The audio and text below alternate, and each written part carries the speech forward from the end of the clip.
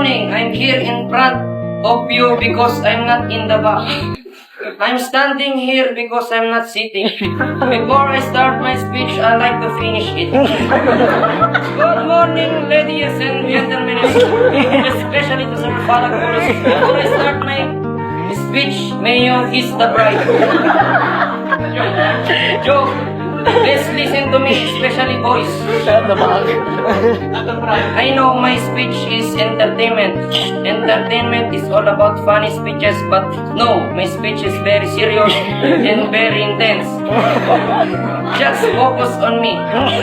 My topic for my speech is how to cook a sopas. Sopas is the fastest food.